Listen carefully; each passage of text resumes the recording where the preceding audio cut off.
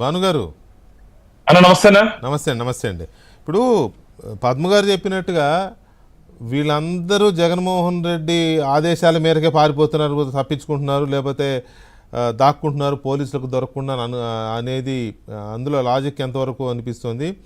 ఒకటి వాస్తవం, వీళ్ళందరూ కనుక విచారణలకు హాజరైతే డెఫినెట్గా ఏదో ఒక మూల తాడేపల్లికే తగులుతాయి వెళ్ళి, అందుకనే తప్పించుకుంటున్నారు అనుకోవచ్చా?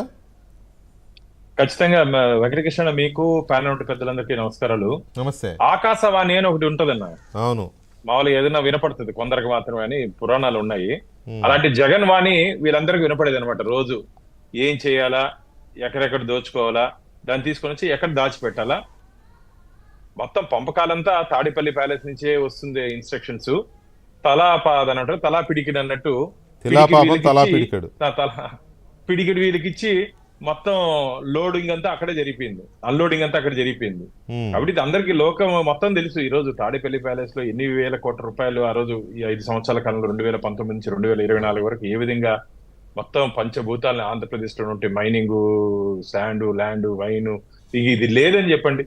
అసలు పోలీస్ స్టేషన్ దగ్గర నుంచి కూడా మామూలు తీసుకున్నట్టు ఘనత 2019 నుంచి 2024 వరకే చెల్లుతుందని చాలా మంది ప్రజలు చెప్తున్నారు. రెవెన్యూ, పోలీస్, ఎక్సైజ్ దేన్ని వదలలేదు కదా. అన్నిటి నుంచి వీళ్ళకి వాటాలు పోవాలా? ఇది మంచిది కాదు. అసలు జగన్ ని నమ్ముకొని ఇప్పటికే దాదాపు 3 పోలీస్ అధికారులు తమ ఉద్యోగాలు కోల్పోయారు. ఇంకా చాలా మంది కోల్పోయే ప్రమాదం ఉంది. మన టైటిల్ చూశాను, ఖేల్ ఖతం అని. ఖేల్ ఇప్పుడే షురు అయిందన్న, ఆట మొదలైంది ఇప్పుడే. ఇది 8 నెలల కాలంలో ఈ మా ఎన్డీఏ కూటమి మా పరిపాలన ఏ విధంగా ముందు గాడి మీద పెట్టాలా దాని మీద దృష్టి పెట్టాము. ఈ కక్ష సాధింపు ధోరణితో మేము ఎక్కడా ఆలోచించలేదు. చట్టం తన పని తాను చేసుకుంటూ పోతుంది. ఇప్పుడు ఒక్కొక్కరి కథ బయట వస్తుంది ఒక్కొక్కరికి.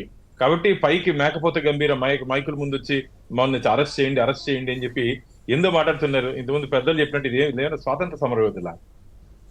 మీరు అందరూ జైలుకి పోయే ప్రమాదం ఉంది. మీ తప్పులన్నీ విత్ ఎవిడెన్స్ ప్రూవ్ అవుతాయి. సాక్ష్యాధారాలతో పాటు ప్రూవ్ అవుతాయి. మీ మారిగా అక్రమ కేసులు పెట్టి, బలవంతపు కేసులు పెట్టి జైల్లో పెట్టే సాంప్రదాయం మా ఎన్డీఏ కూటమిది కాదు.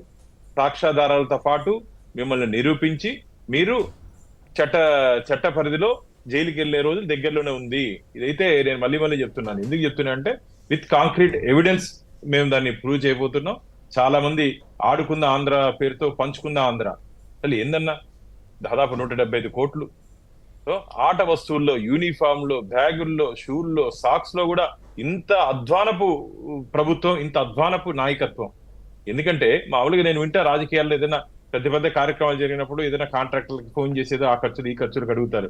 ఇక్కడ మా పక్కనే ఉన్నటువంటి కాన్స్టిట్యుయెన్సీలో, పక్కన ఉన్నటువంటి అసెంబ్లీలో అక్కడ ఇంటర్నేషనల్ కంపెనీస్ ఉన్నాయి. వాళ్ళని కూడా మామూలు అడిగినారు.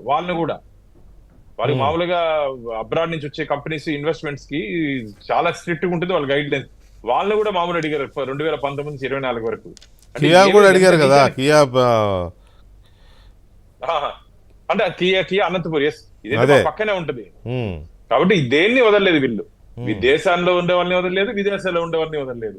ఎవరైనా సరే పైసా వసూలు అని చెప్పి మొత్తం ఎక్కడైనా సరే ఈ పర్సంటేజ్లు, ఇది ఏందన్నా, ఇది రియల్ ఎస్టేట్ ఇవ్వాలంటే దాంట్లో ఒక సైట్ ఇవ్వాలా, అపార్ట్మెంట్ కట్టాలంటే దాంట్లో ఒక అపార్ట్మెంట్ ఇవ్వాలా. ఇంత అధ్వానమైన ఇంత జరుగుతుంటే ఇప్పుడు పెద్దిరెడ్డి రామచంద్రారెడ్డి గారి మీద ఫైల్స్ తగలబెట్టిన కేసు, తర్వాత చుక్కల భూములు పేర్లు మార్చుకున్నారని ఇటువంటివి ఉన్నాయి. తర్వాత దొంగ ఓట్ల కేసు మీరు బయటపెట్టింది, అది మీ సత్యకుమార్ గారు అప్పుడు తిరుపతి ఉప ఎన్నిక అప్పుడు బయటపెట్టిన వ్యవహారం. ఇటువంటి చాలా ఉన్నాయి కదా. సో ఇప్పుడు లోకేష్ గారు ఇందాక చెప్పినట్టుగా కాలు జారి కొట్టుకున్నారు అన్నది నాకు అర్థమైంది. ఆయన ఉద్దేశించే అన్నారు అనేది నాకు అర్థమైంది. గుండెపోడ ఇంకొక ఆయనకు వస్తుంది అనేది కొడాలి నాని గారి గురించి అన్నాడు అనేది నాకు అర్థమైంది. సో ఇట్లా వీళ్ళందరూ కూడా దాంట్లో భాగంగానే ఇచ్చేస్తారా మరి? పెద్దిరెడ్డి రామచంద్ర